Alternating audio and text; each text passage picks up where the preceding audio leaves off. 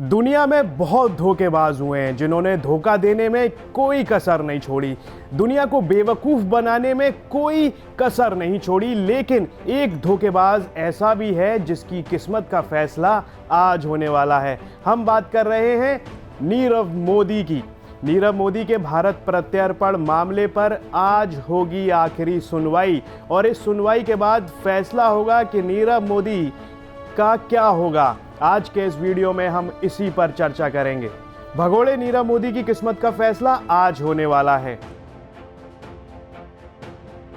PNB घोटाले में wanted हीरा कारोबारी नीरव मोदी के भारत प्रत्यर्पण पर आज आखिरी सुनवाई होनी है।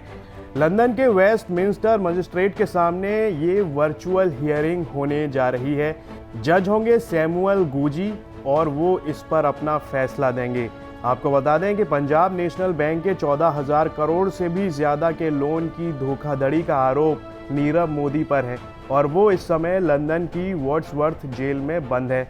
उसे प्रत्यर्पण कर भारत लाने के लिए कोर्ट में मामला चल रहा है। कोर्ट के फैसले के बाद उस पर अंतिम मुहर लगाने के लिए ये मामला ब्रिटेन की गृह मंत्री प्रीति पटेल के पास जाएगा। प्रोसिक्यूशन और डिफेंस दोनों की जगह को अगर हम संक्षिप्त में रखें तो प्रोसिक्यूशन से शुरुआत करते हुए, प्रोसिक्यूशन यानी जो भारत सरकार को रिप्रेजेंट कर रहे हैं उनका कहना है, क्राउन प्रोसिक्यूशन, कि ये money laundering, fraud, tampering of evidence और इंटिमिडेटिंग ऑफ विटनेस का सीधा सच्चा केस है, जिसमें पीएनबी की मिली भगत के साथ कई फर्जी कंपनियों को खड़ा किया गया और लेटर ऑफ अंडरस्टैंडिंग के जरिए लोन्स उठाए गए और ये लोन वो पैसा था जो घुमाया गया इन्हीं कंपनीज में और इन कंपनीज के डायरेक्टर्स को एक प्यादों की तरह इस्तेमाल किया गया। जब ये पूरा केस सामने आया, डायरेक्टर्स कुछ बोल न दें, उन्हें भारत से बाहर ले जाके उनका पासपोर्ट जब्त कर लिया गया और उनके जो फ़ोन्स थे, मोबाइल फ़ोन थे, उनको डिस्ट्रॉय कर दिया गया और कंप्यूटर के एविडेंस को भी, कंप्यूटर्स को भी तोड़ दिया गया। इसलिए ये टेम्परिंग ऑफ एविडेंस का केस भी बनता है और वीडियो एविडेंस भी हमने सुनी कोर्ट में इसके मद्देनज़र। इसके बाद डिफेंस की बात करें, क्लेयर मॉन्टगोमरी क्यूसी, जिन्होंने जो माल्या की भी वकील थी, उनका ये कहना है कि ये दिन दहाड़े हुआ और इसे कमर्शियल बिजनेस केस बनाने की कोशिश की गई क्लेयर मॉन्टगोमरी द्वारा। उनका कहना था कि ये गलत निर्णय ज़रूर हुआ लेकिन दिन दहाड़े हुआ जो भी हुआ। दूसरी बात, उन्होंने एक मानसिक केस बनाने की कोशिश की, ह्यूमन राइट्स केस का भी रंग नीरव मोदी के केस को देने की कोशिश की कि नीरव मोदी मेंटली डिप्रेस्ड हैं और फैमिली हिस्ट्री है इनकी डिप्रेशन की, सुसाइड केस हैं, बहुत बेहतर इनके साथ व्यवहार नहीं किया जाता, कई दफ़ा पिट चुके हैं यहाँ जेल में। तो इस तरह की बातें कहते हुए कि ह्यूमन राइट्स के तहत सही नहीं है कि इन्हें यहाँ से ले जाया जाना चाहिए। उसके बाद एक प्रिजन कंडीशंस पर भी बहुत की, जेलों की जो हालत है भारत में वो इतनी बेहतर नहीं है, लेकिन की आर्गुमेंट ऑलरेडी यहाँ यूके के कोर्ट ने खारिज कर दिया है, वो कि संजीव चावला के केस में, जिन्हें एक्स्ट्राडाइट अब कर दिया गया है भारत। तो इस तरह के काफ़ी स्ट्रॉन्ग आर्गुमेंट्स दोनों पक्षों ने रखे। अब देखना ये है कि वाड्सवर्थ प्रिजन लंदन, जहाँ इस वक्त हम हैं और नीरव मोदी है, वहाँ से वो आर्थर रोड जेल जाते हैं कि नहीं। 25 फरवरी को वेस्टमिंस्टर मैजिस्ट्रेट कोर्ट क्या निर्णय देता है। आज की आखिरी सुनवाई में जब इस मामले पर कोर्ट अपना फैसला लेगा तो ये मामला प्रीति पटेल, जो वहाँ की विदेश मंत्री हैं, उनके सामने जाएगा और उनकी जो आखिरी मुहर होगी इस मामले पर उसको माना जाएगा। अब आपको बताते हैं कि नीरव मोदी के वकीलों की क्या दलीलें हैं। वकीलों ने दावा किया कि नीरव मोदी मानसिक रूप से बीमार है। साथ ही उन्होंने भारत की जेल में सुविधाएं न होने के दावे किए। भारतीय एजेंसियों की ओर से क्राउन प्रोसिक्यूशन सर्विस मामले की पैरवी कर रहा है। सीपीएस की बैरिस्टर हेलन मेलकम ने कहा कि मामला बिल्कुल साफ है।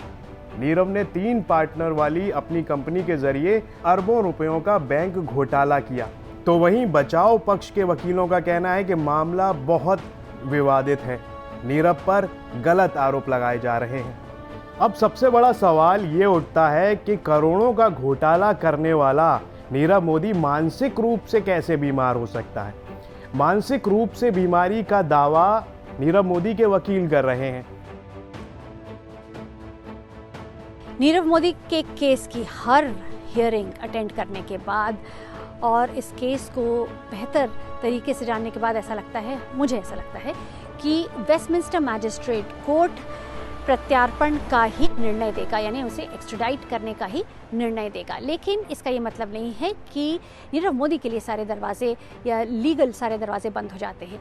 जब ये एक्स्ट्राडिशन ऑर्डर आएगा तब ये जाता है होम सेक्रेटरी यानी जो इस वक्त प्रीति पटेल हैं उनकी टेबल पर, और उसके हस्ताक्षर के बिना इसे इम्प्लीमेंट नहीं किया जा सकता।